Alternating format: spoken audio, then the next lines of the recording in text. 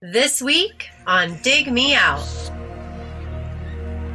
In the morning I will approach, though the sunlight is dim, and wonder what menace could complete such a crime.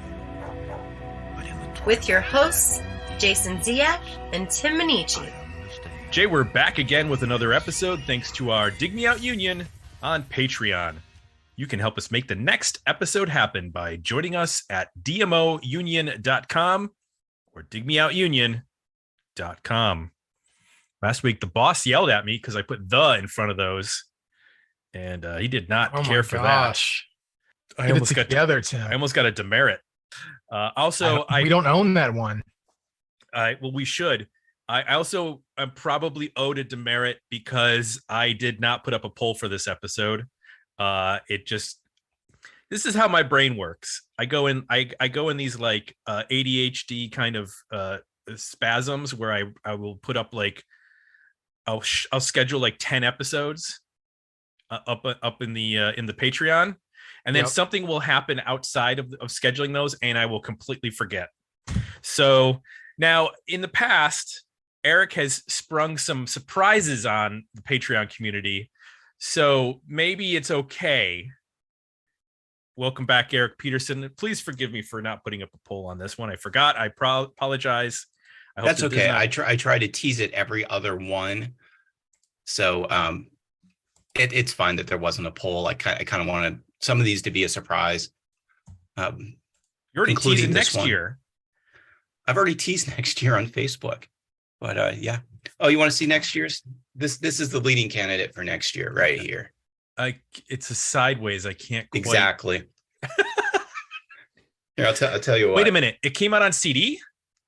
The next year's. This is next year's. So this is this year's. Oh wow. It's completely gone. See, when you use the backdrop thing on Zoom, it completely erases anything you're trying to show. Usually you lose an arm or a leg somewhere in there too, or maybe an ear, part of your headphones. So anybody that's watching this, right? I got my gestures wrong, right? There we go. Anyway, this is it. This is this year's. Right. And my backdrop, I will explain it as we get into this episode, but it does not in any way to most people make sense why I would have this backdrop, because usually I put the album cover.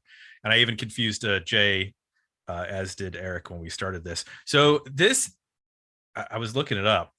I mean, let's see, 3, 6, 9, 12, 15, 18, 19. This is your 20th appearance, Eric. Wow. 20 episodes. Nice work. That's a lot. There've been a lot of ups and downs. I always reflect on the fact that some albums you guys really hated and some albums you really loved. So, well, the ones that you picked, we had last year, Four Non Blondes. The year before that, Phantom Blue. Mm-hmm. Before that, Southern Culture on the Skids. 2019 was Animal Bag. There were actually 2 in 2019. I think one was left over from the previous year. Yeah, probably. Galactic Cowboys, Turbo Negro, and Mother Love Bone, and then a whole bunch of roundtables. Mm-hmm. In there as well, and our 500th episode on Nirvana. Just a lot of stuff happening over the years. So why don't you share with everybody the album that you picked for this year? The self-titled record from Course of Empire, from originally issued in 1990. However, the copy I have was a reissue from 1992. Now, Jay, had you ever heard of Course of Empire? Well, yeah, from the polls a couple months ago, but it was another album. I think it was an album from later in the decade. It was their second album, and I was secretly hoping that it was going to win so that we would have both of their albums covered. They had 3 albums. The third one is more of a hodgepodge collection of tunes, including a re-recording of a track off of this record. But I kind of was hoping that one would have edged out because it was in the lead for a while. And then it would have been like 2 Course of Empire albums for the year. Nice. Yeah, that was the first I'd ever heard of them. So you heard the name, but you didn't check them out? Yep. Same. I've heard the name before, but I had not checked out the band. You're not from the Dallas area, Eric. No. So how did you discover this band? Their second album actually had a video, which you can check out on YouTube, which is gloriously 90s in its computer animation, that showed up in either Headbangers Ball or 120 Minutes when I was in college. And something about it made me want to go out and buy the record. And from there, I guess I saw this record, the first album, at one of our local record stores and picked it up. Okay. So a little bit of history on the band. As I mentioned, they're from Dallas, Texas. They two gentlemen, Mike Graff, who's the guitarist, and drummer Anthony Headley, both went to SMU in the 80s, and they were writing music for film projects and decided to turn it into a band. That's when they brought in Vaughn Stevenson in 88, who had moved to Texas from North Carolina, and bassist Paul Semrad. They called themselves Course of Empire, which, as you both know, is based on a series of paintings from the 1830s by Thomas Cole. Yeah, I know you're idea. both well aware of the Course of Empire series of paintings. So it's a band of art students. Yeah, basically these were artistic students. You know, they were making ambient music for films. They were into art, and so they form a band, and they were they mentioned early being influenced by like Ministry and Killing Joke, KMFDM, post-punk stuff, industrial. And they played their first show in 88. A year later, they're witnessing a performance by a group called the Kodo Drummers, which was a professional taiko drumming troupe based out of Japan. And the drummer, Anthony Headley, said, we should do two drummers. Like, that would be really unique. So they brought in Chad Lavelle as their second drummer. And so that's how they had already kind of established themselves in the area, but then they, kind of kicked it up at that point. So they go to record their first record, and Chad Lovell actually took a slight hiatus from the band. I guess this is in like 89, 90. And a young drummer named Dave Abruzes came in and recorded with them. He's only on the song God's Jig. But if you're wondering now, or if you figured it out, that's why I have Pearl Jam's 10 as the background to my Zoom picture, because there's our Pearl Jam connection. That's not, he didn't play on that album though. Yeah, well, close enough. He didn't? You need the next one. He played on the next album. Oh, that's right. It's Cruising on the first one. Yep. Come on, Tim. But Cruising was out of the band by the time they were touring for that record. Yeah, right? he right. Well, Yeah, I think he did like the first video maybe, but then after that, Dave Abruzzi was in everything through the next record. I think that he was a studio drummer that, jumped out pretty quickly, is my understanding. Got it. That is. So November 1990, this record comes out, the self-titled Course of Empire. It's released on Carpe Diem Records, but it gets a re-release the following August of 91 on Zoo Entertainment. Now, Zoo Entertainment, had like Matthew Sweet and who else was on that? Tool was on there in the beginning, Replicants, Killing Joke for a while, Hoodoo Gurus, Great White, Dog Star, the Keanu Reeves band. So they had a number of albums released on that label. And they continued, touring and all that kind of stuff, going to make their second record. And Zoo, I think at this point, is starting to have some issues with money. Is it on the second record that happens, or the third record?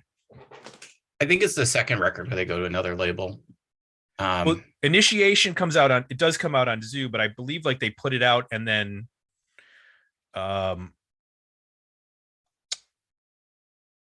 So the third one's on TVT, which Yes. kind of makes sense when you hear the band, especially what they were doing on Initiation, which is definitely more, and we'll get into it, which is definitely more industrial than this record. So the interesting thing about their second record, which we're not talking about, but it has 3 hidden tracks, but in different parts of the CD. So there's a hidden track in the pre-gap before you have, I'm guessing you have to rewind as soon as you put the CD in, and then you get the hidden track before the CD starts. And then you get a hidden track at track 23. There's only 10 tracks on the record, so you have to like skip ahead from to there. And then there's a hidden track in the feedback of a song called The Gate, which can only be heard if the stereo track was played over a mono music system. That's pretty hardcore. Like, I've heard of hidden tracks. I've never heard of like you have to play it on a specific system in order to get it.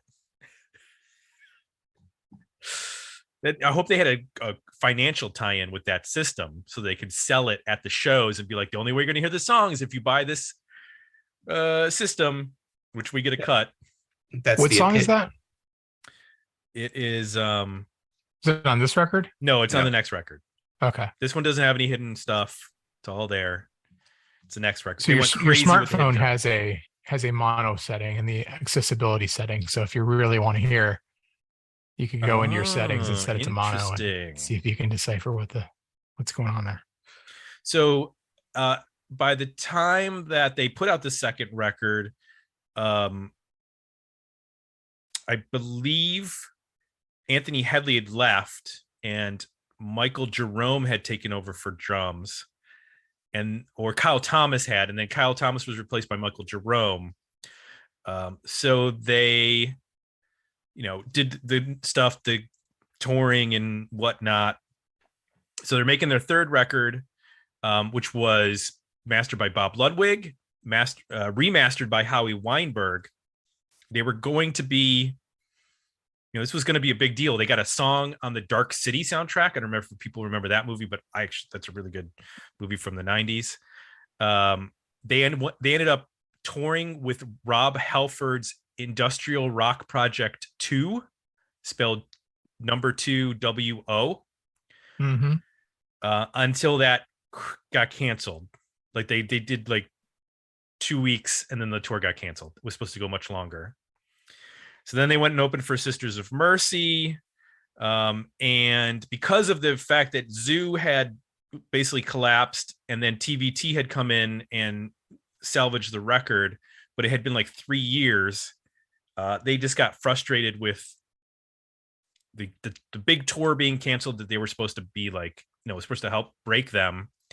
And then the label issues, and they just decided to call it quits at that point. And they played their final show in July of 1998. They put out some compilations like demos and stuff like that. And then one of the members of the band, Lovell, he had a medical issue. He had a fall in 2019 and he had traumatic brain injury.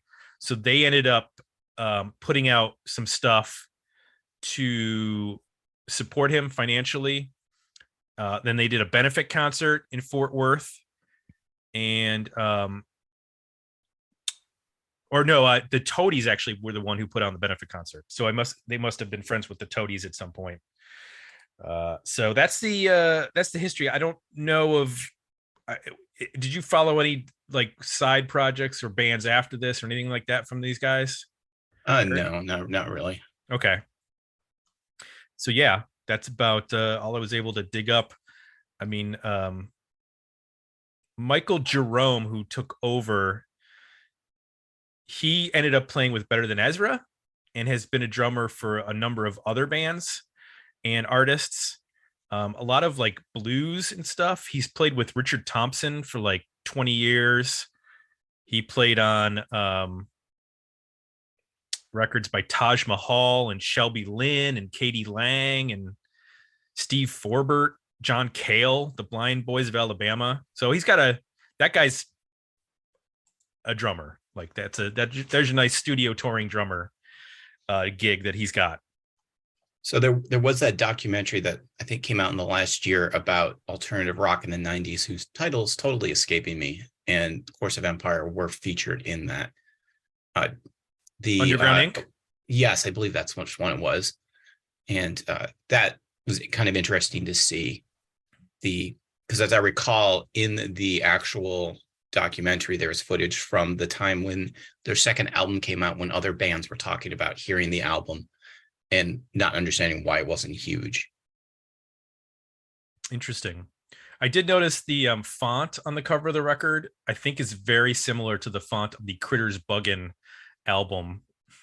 If either of you have heard the Critters Buggin' album, which was okay,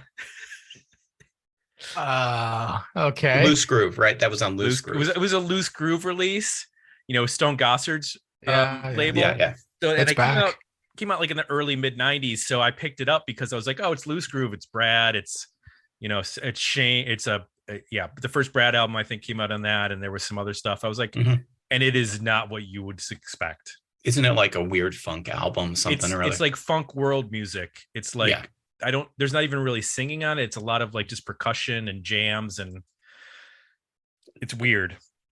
I was my 20-year-old brain was not ready for that record. I might revisit it at some point, and maybe I would appreciate the influences on it, but I don't think I understood what was going on at the time. It was just too much. So let's get into this record, Jay. We've talked about Course of Empire. Let's talk about their debut album. Tell me something you liked about the 1990 debut record by Course of Empire. This is full of surprises. A lot of left turns, a lot of right turns. You don't know where this record is going from one song to the next. So it's a pretty fun ride. It's really not only diverse, it's very rich too. Like sonically, there's a lot of layers. There's also a lot of effects. It's kind of heavy with atmosphere in a way, which I think again is a good thing. I mean, you're jumping genres here from, you hear some, straight up industrial, you hear like 80s alternative. I heard like some Simple Minds in there on a song like Peace Child.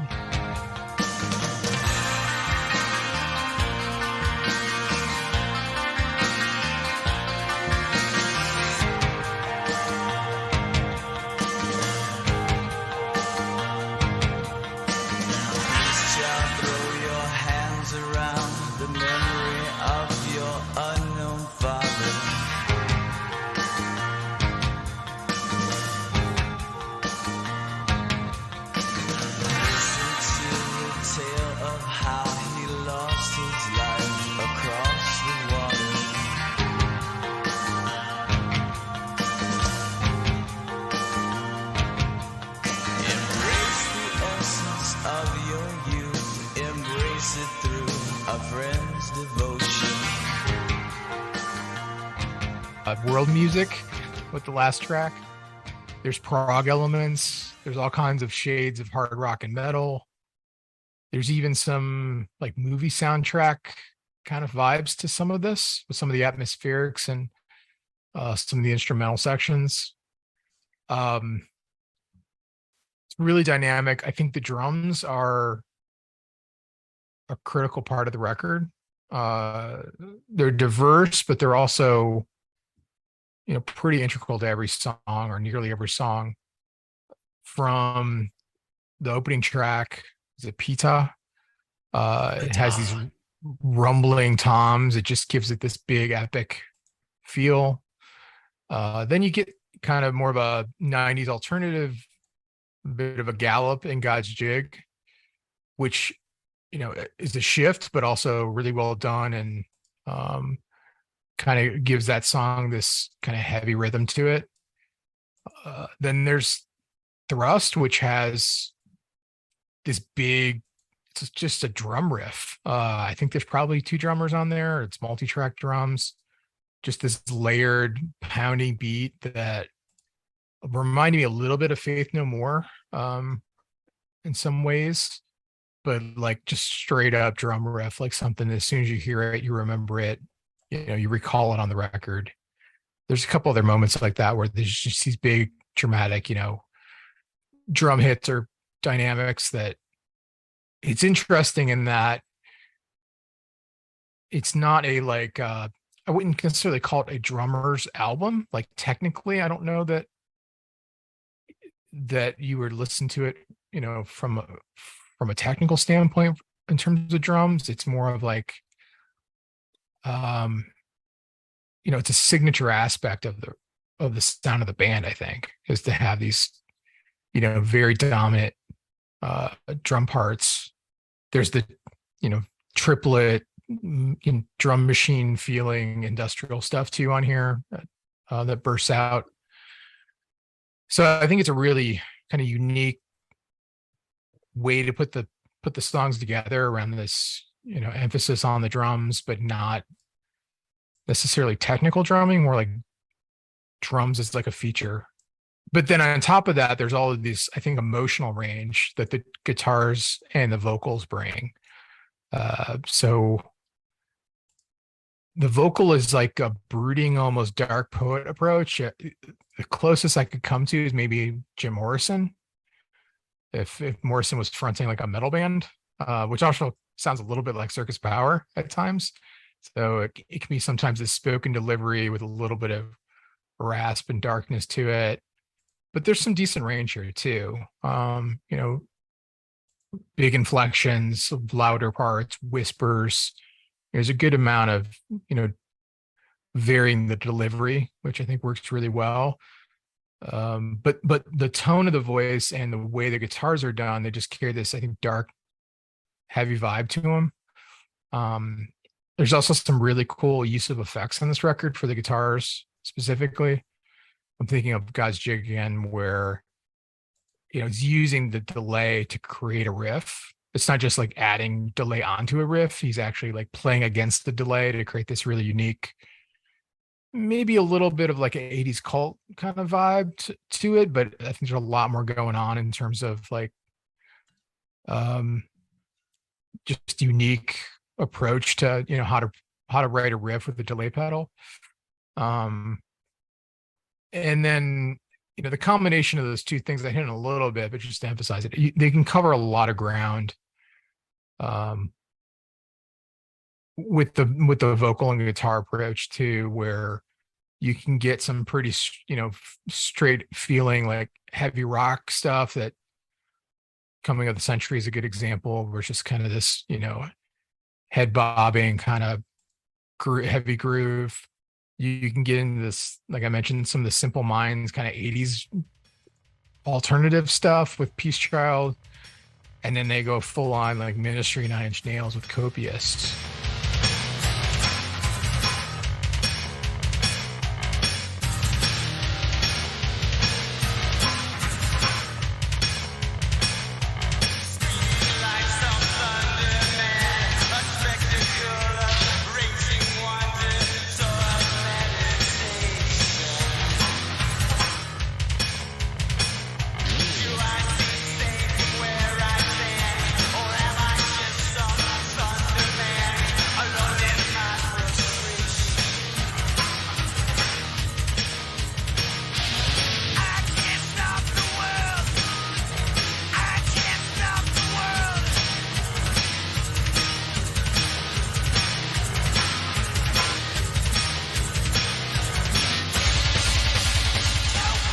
A lot of that is, there's some drum changes in there too to make that happen, but a lot of it is the vocal and guitars just really like being chameleons and changing things up and really pushing what they can do. So that's some of what I liked. What worked for you, Tim? Well, interesting and unique are the keywords that I took away from what you said, because this is a unique record. There's a lot of fake outs, I feel like. They do stuff where you think it's going one way, like on Copious. The song starts out, you're like, okay, this is going to be something. It's going in one direction. And, you start out with the drums, you get the big, very, late 80s industrial sounding drums. and then the bass comes in. You're like, okay, yeah, we're getting there. And there's this moment. There's like this guitar, heavy guitar scratch, like, and then an acoustic guitar comes in. And you're like, wait, whoa, what happened to the electric guitar? Why you're playing an acoustic guitar over this? Like, I have not heard an acoustic guitar in a Ministry song. Yeah. And that's essentially what I'm getting here.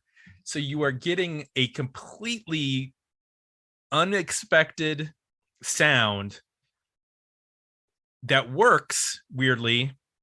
And that's what a lot of this record is. It is pushing things together that don't necessarily on paper make sense, but when they do it, there is this unified sort of approach that makes it work somehow. It is it's a very strange record to listen to if you're not paying attention, because all of a sudden there'll be people talking, and there's like you said there, I think is it Thrust, there's like the sound of like a person walking down a hallway, like feet, shoes on like a marble hall. And then that leads into like the percussion part, but it's not the exact percussion. Like you think, oh, okay, they're going to use these shoes to like introduce nope, it's not the same tempo. They didn't go where I was think they were going to go.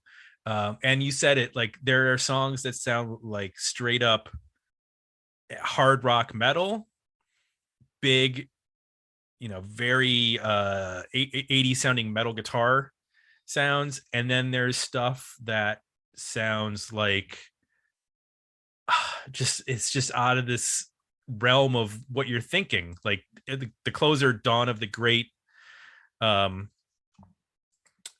Eastern Sun, sounds like you're listening to meditation music. It's the only way I could put it. Like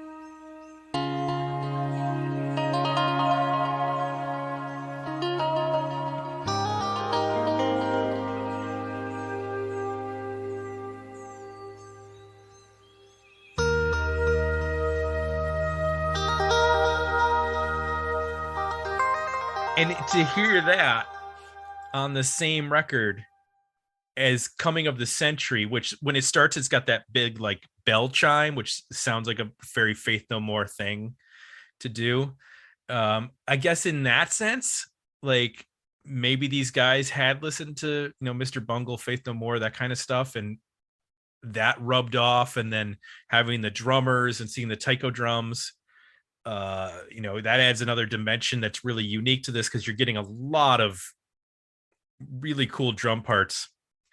And this actually lined up well with, I just watched a live concert. I was flipping through Tubi. Do you know that streaming service called Tubi? And there's a 9 Inch Nails concert from the Downward Spiral tour. It's in France. And Chris Vrenna, the drummer on like March of the Pigs, is just losing his mind. And I'm like, they got to have some sort of loop in there somewhere, because he can't possibly be playing everything that I'm hearing, because there's so much happening. And I'm like, well, and then it made me think like, oh, well, this band had 2 drummers. Why didn't they just have 2 drummers to cover all that extra stuff? Because they were using like live bass, which I thought was strange. Because when you listen to Closer, that's a synthesizer bass. Live, they were playing with a live bass, which actually did not sound good, because they were caked in mud and jumping around. Yep. So like you're trying to play with the precision of industrial music, but with the attitude of hardcore punk metal. Yeah, kind of gets a little sloppy. But bringing it back to this, the 2 drummer thing is really cool and fun. You get a lot of really intense drumming parts, like on Copious, when it goes to like a billion beats per minute at some point in the song. Right.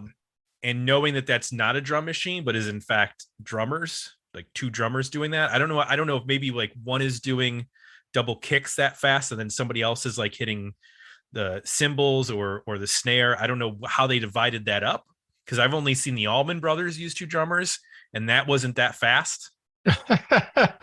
So a little different. Yeah, they never got Jessica up to 210 beats per minute. I don't think those guys could handle that. But yeah, this was one that like it took time to worm its way in, but it kind of scratches this weird 80s gothic industrial alternative metal itch that I didn't even know needed to be scratched. It's funny that they talked about in the later albums about label support and singles and getting on soundtracks and big tours, because I'm like, how is this remotely commercial? Like, this is an album. This is a pure album of really interesting music, but I do not hear anything that's like, other than maybe late on Headbangers Ball, or like you mentioned, or Alternative Nation at 2:00 in the morning. I don't know where this would end up. So, but I enjoyed quite a bit of it. Eric, you brought this to us, so why don't you tell us what you like about it? So what's always stayed with me is, first of all, the first song, Pata, is I consider to be probably the scariest song ever recorded. And that's because of the way that it builds, and it's got this very eerie kind of slow build vibe, and then it kind of explodes. And if you were to listen to that in a dark room, that might startle you. What I mean by scary is not necessarily that it's disturbing, as much as that it's got a little bit of almost a jump scare to it, but it's also got this very creepy kind of cult, end of the world doom kind of vibe. And it builds right into Coming to the Century, which kind of carries that on. And so the album kind of builds, and then it kind of what's the word? It kind of steps back, and then it builds again. All those sounds that you were talking about, the bands that I hear when I listen to this in the mix are definitely Killing Joke, a lot of Killing Joke influence. This time around, I heard a little bit of King's X in the use of the hard rock, but then the acoustic instrumentation and songs in a way that's organic, that's kind of reflective, that's kind of more intellectual, and not the I guess you could say the slower acoustic stuff, which would be the ballads, and definitely not like cheesy power ballads. They're more reflective. They're not folk rock, but they're getting towards that more so than like I said, a big power ballad. There's also definitely a psych influence in here that I hear at various points. Queensryche is another thing that came to mind, and especially the Queensryche albums of the late 80s. It's a little bit of Rage for Order, but definitely also a little bit of Operation Mindcrime in the sound here. And this is the same era, so maybe that's just kind of in the hard rock alternative, not mainstream heavy metal or mainstream rock zeitgeist that everyone's kind of tapping into. And then, there's a drive to this record. I don't feel like I ever, get bored. There's a few places where I kind of am not necessarily in the groove with the record, but it picks the groove back up. And I don't feel like any of these elements that we've talked about are inorganic. I think that it builds and comes back down in an organic way. So it's never, to me, a juxtaposition of this does not sound like it belongs. Even that last song, to me, that last song is kind of the quiet release as you're leaving the record. After you've had this huge hard rock sound, it's kind of a more mellow track that kind of brings you out, and it has a little bit of hope to it, maybe even with the way it sounds. A lot lighter, so you're not coming away from the record with this heavy, dark, anxiety feeling. as much as you could have if it had just ended without that last track. Well, I don't know that I had the exact same thoughts as you as far as the first song, because when that started and then I re-listened to it over again, I was like, this kind of reminds me of Iron Maiden, like where you'd have like a talky part at the beginning and it would sound ominous, and then the guitar riff comes in, it's like dance, dance, dance, dance, dance. I'm like, oh, we're getting some metal here, like we're getting some British metal here. And the other thing that occurred to me while listening to this, this is a very unique in terms of it's on the precipice of 80s and 90s with regards to its sound and the way things are produced. And the song Sins of the Fathers, which you mentioned is the ballad, it's a really nice song, and if you take it out of the context of this record, you go, oh, this could be like a whole thing, like this could be a singer-songwriter song.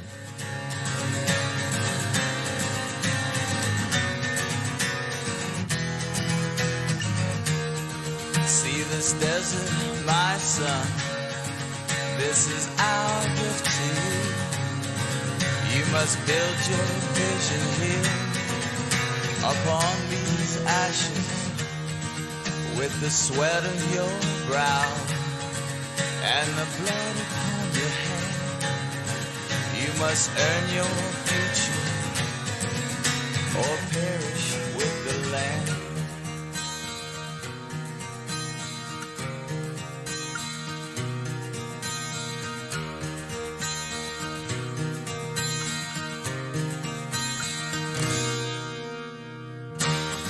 I bore the sins of my fathers. Now you shall. And it made me think of the song Rise Above on the Life, Sex, and Death album. How that song doesn't sound anything like the rest of the record, but is this gorgeous ballad that it sounds like it's been in existence for 30 years. Like it sounds like an old song because it's so well written. And that's what that song made me think. I was like, this is a really good song. These are really strong melodies to this song. How is it on this record? Like it doesn't sound anything like the rest of this record. So that was the weird juxtaposition of that song in terms of it fitting in. I agree with you. Like, the last song makes sense, especially learning that they had been soundtracking movies with ambient music. It makes sense that there is a theatrical sort of dramatic undercurrent to a lot of these songs and a lot of these, and they have a really good ear for drama and in their compositions with regards to how they use dynamics. There's a lot of changes, a lot of songs that start one way and then they completely go in a different direction. You think you're going, in this one sort of, is it Under the Skies? No, not Under the Sky. Maybe it's Cradle Calls. That's the one with the tabla. Yes. And then all of a sudden, you're about a minute and 30 into it, and they just start screaming at you. It's that soft, loud dynamic, but to the extremes. Well, yeah. That's not Pixie's soft loud. This is a completely different take on the soft loud, which I appreciate. It was just unexpected because you're like, oh, okay, this is like the hippie track. And then nope. But if you listen to that through headphones, they are there's a whisper going on under the tablas. See, I listened to it through stereo, like, speakers on my desk. So I didn't necessarily pick up until the last couple listens is when I listened to it in headphones and started picking up on even weirder things sort of buried throughout the record. There's a lot of little, like you said, talking and sounds and things that you're like, oh, okay, that's not as present on a couple stereo speakers as it is when you got them slammed up against your ears. Jay, what doesn't work for you on the record? It's light on hooks. It takes, takes a little time to dig into this record. There's some memorable parts. on the first couple listens, but they're not always vocals. That for me, they tend to be drums. So it's a bit of a challenge there. I mean, obviously with all the switches and styles, but also just looking for things to grab onto. It's a little light, maybe vocally than that way. Some of the ambient stuff I'm still on the fence on. The robot voices, industrial sounds, some of that stuff. I'm not sure if I continue to listen to this record, if I'm going to enjoy that or not. It certainly creates a mood. It gives it the cinematic feel. I'm not sure on repeated listens it, might get a little stale. I'm also a little bit on the fence on the very like heavy industrial turns, maybe because they're so early on the record. I just found myself they make such a statement that they almost overshadow some other more subtle, interesting parts of the record. It's kind of like trying to come up with a good analogy. Like you go into an art gallery and you're looking around, and then like, there's one piece that's just like, hits you over the head with a baseball bat. And you're like, oh, well, that's the one I remember. But there's also some other stuff in there that you kind of miss just because it's just so in your face. Mm-hmm. And then the world music ending. I get it conceptually. I don't know that it needs to be 6 minutes and 30 seconds. There's some really like pretty guitar playing, and like I said, I get the concept of what they're trying to do, like send you away. I think it could be done in a much briefer, 2 or 3 minute little musical piece to end the record. I don't know that it needs to be pushing 7 minutes. So nitpicks here and there, a variety of, kind of a grab bag of different things that didn't work for me. No one overarching theme that's like, with some records really holding it back. It's just a variety of stuff. How about you? Anything not work? Yeah, I want to mention when Zoo reissued this, all the songs stayed the same, but the mixes changed. So the song lengths changed. So like the opening song, Ptah, went from 4:17 down to 3:14. Now that's the original. So I'm listening to it on streaming, and I apparently have the Zoo reissue because that's the 3:14 mix. The last song got 2 seconds longer. I don't know why it would need to get 2 seconds longer compared to the rest of the record. But okay, because a lot of the other songs all got cut. Like Peace Child lost a minute. Yeah, pretty much everything lost. The length lost. Thrust went up by 7 seconds. That's it. Everybody else, every other song lost time off of them pretty much, except for the last song and Thrust. Anyway, I think this is a record and it has to be consumed that way. I don't think this works well breaking out into individual songs. I think you could, like I would put, like Copious on a mix or something like that, because I feel like that's a complete song. It's 3:30. You kind of get everything there. It would work well if you're doing like an industrial mix because of that drumming, where it would sit well with, like we mentioned, Killing Joke and Ministry and those sorts of bands. But I have to be in the mood to listen to this because it's so specific in terms of what it's trying to do that it's not something that I would want to listen to. I've said it before. I'm not going to wake up on Sunday morning and throw this on while I'm making coffee and, getting some croissants going. This is not Sunday morning music. But I would there'll be a moment where I'm going to break this out again because this was a really interesting record. Eric, is there anything that doesn't work for you on the album? So there's two things that stand out. One is the tablas. That goes on too long for my taste, and that's kind of where I feel like the groove takes me out because it's so different. Whereas when you go to an acoustic guitar from from heavy rock, that seems organic, but those tablas just come in and they're too front and center. And the second thing is actually what I guess my big criticism of maybe Pearl Jam's 10 record would be, which is the back half of the record doesn't feel quite as strong as the first half. It's not that it's bad. It's just doesn't have as much of the energy and the not hooks as far as musical hooks, but as far as the emotional drive of the first half of the record. So neither of those things are a deal breaker for me, but those are the two things I would point out. I also do agree that this is an album, not, single. I used to put Pata and maybe Coming of the Century on mixes, but that's really about it. Everything else probably needs to be consumed as a whole. And going back to, I mentioned both Queensryche and King's X, their records of this era also were largely records that needed to be consumed as a whole album, as opposed to something that has singles on it. This is not going to be a, Sunday morning record. This might be a Friday night record.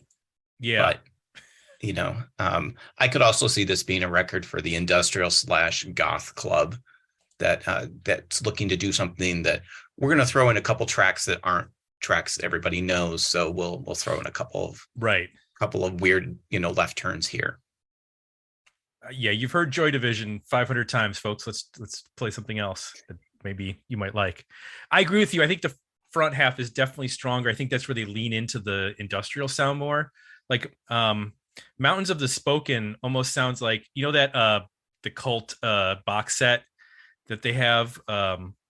It actually has some good material on it. Like it had the other songs that weren't on, like Love and Electric and stuff like that. Like that sounds like it would have been one of those leftover tracks from that didn't make an album from the 80s Cult. Like it's a mid-tempo-ish guitar rock song. It's not particularly memorable in the context of the rest of the record because it's just kind of this mid-tempo thing where they've been really, especially coming after Thrust, which is this big epic sweep of a song. So yeah, I agree with you on that. I would also say I think this is very, very much a record of its time. Like the whole idea of Coming of the Century, that's very 1990. That's very, we're not at the alternative revolution yet. This would be like college rock, I guess, at this point in time. But those millennium anxieties would be starting to really be present in the culture, especially with young people at that time. So I think that might if I'm not going to say if you weren't there, I'm going to say, but for a lot of listeners who don't have that context, that this might not resonate quite as much. Yeah, and it's interesting that this band put out the record and then had Zoo come in and re-release it. Like they heard something in this band that they thought, let's put some major label money behind them in 1991. And they said they got signed in August of 91, which would be before Nirvana broke. Nirvana didn't break until another month. You're right. But at the same time, there was a huge underground buzz going on because Nirvana didn't release their record, but Pearl Jam's recording their record. Soundgarden's, recording their record. Red Hot Chili Peppers is doing a major record. Right. It's pretty obvious that 80s rock is largely over. The biggest things that summer were Metallica and Guns N' Roses, leading up to their big record releases. And so I think, a lot of bands like this were probably doing well in their local scene and getting attention.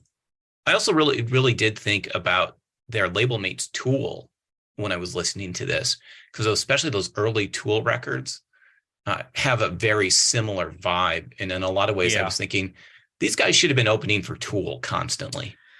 Yeah, that's a great point. Because that first EP and the first album are very much in the vein of this. This just has a little bit more reverb, I feel like. But they totally would have been a perfect opener. And I was looking back, I was trying to remember about when certain songs were hitting that I remember being all over MTV. Been Caught Stealing by Jane's Addiction was released as a single in November of 90. So there is definitely the influx of alternative taking over from some of the 80s metal is already starting to infiltrate the MTV and the radio and stuff like that. So Jay, we got to give some final thoughts on this record and give it a rating, because we're not going to talk about commercial aspirations, because I don't think there were huge before we get there, can I just say that yeah, if you haven't, go listen to the single for their second record, which is definitely much more of a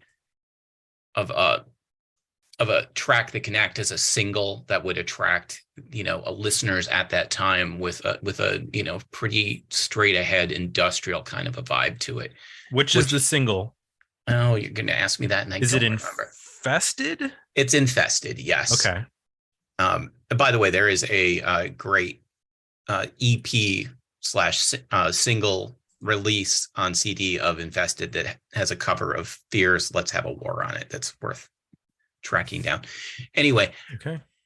Infested is definitely somebody having sat them down or them figuring out that we need a single, and this will play nicely next to, Nine Inch Nails, Ministry, Stabbing Westward, Fury in the Slaughterhouse, KMFDM, all of that industrial stuff that's going on at that moment.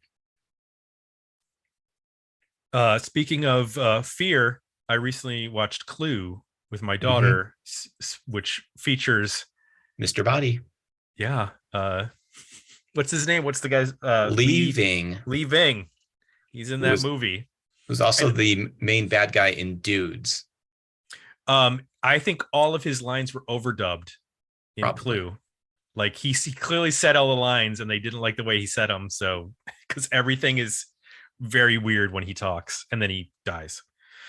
Because that's Clue. You gotta have a murder for the murder mystery.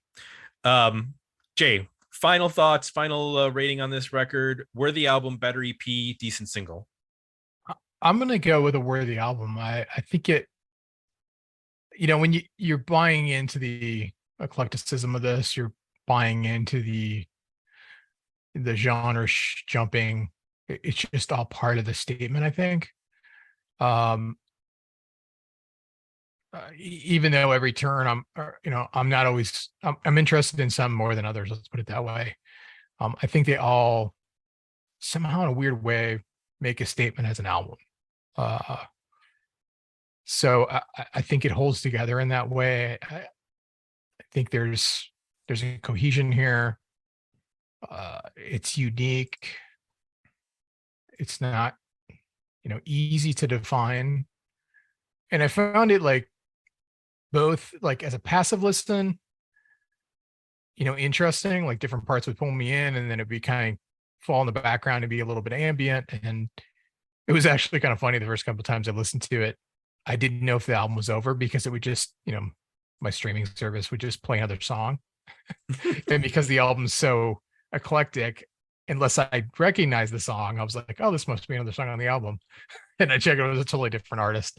So it's a little bit like listening to a playlist in that way. Yeah.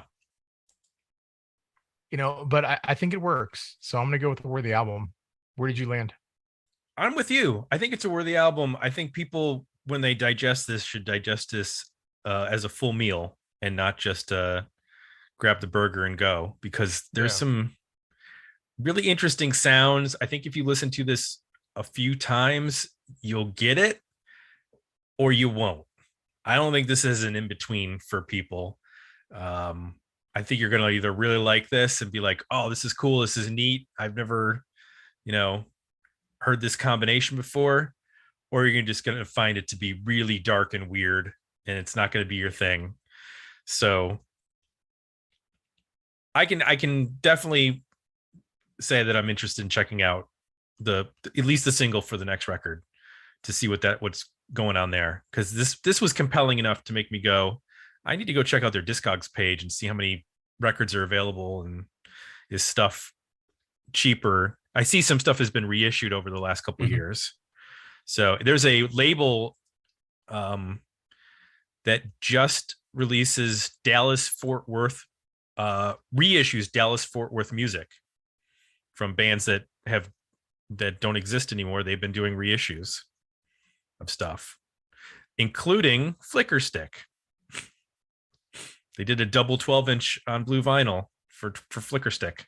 Which everybody remembers from Bands on the Run, which at some point we should probably do an episode on Bands on the Run. I know it's 2000s, but now we're covering 2000s.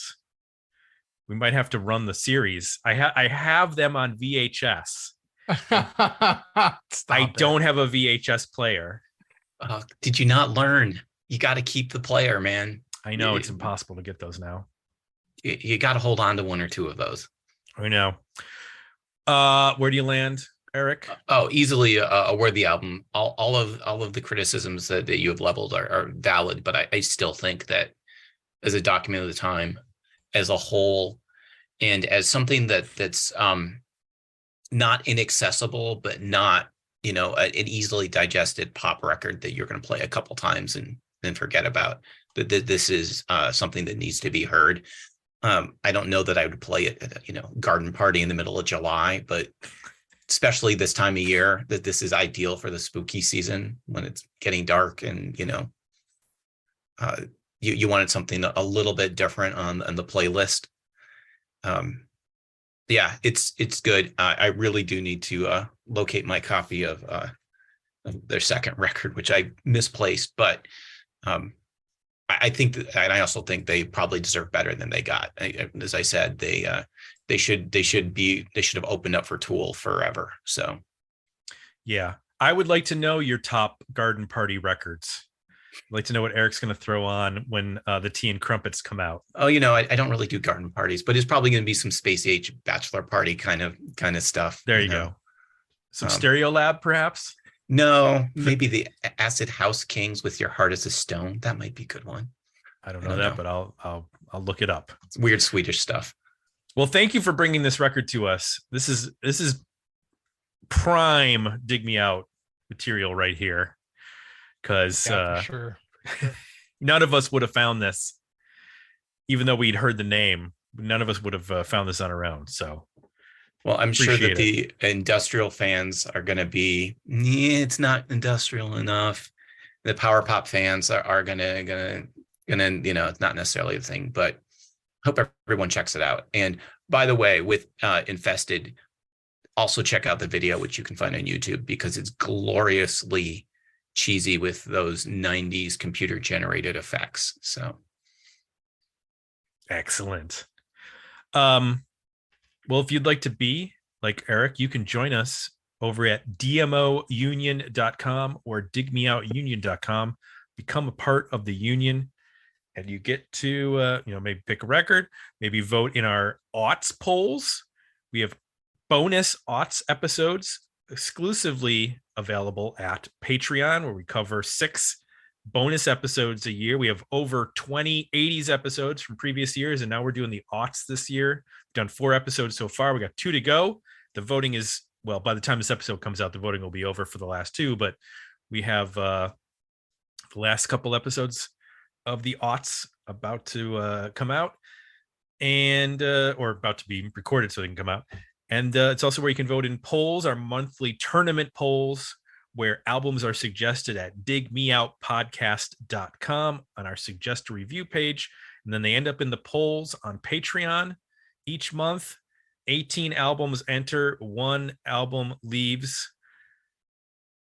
It's also where you can read the Box newsletter. Sign up for it at the website. The Box newsletter is a Substack newsletter that comes out every weekend with a new release calendar of 80s, 90s, and aughts relevant music, movies, books, TV shows, etc., plus 2 one-minute reviews of new releases.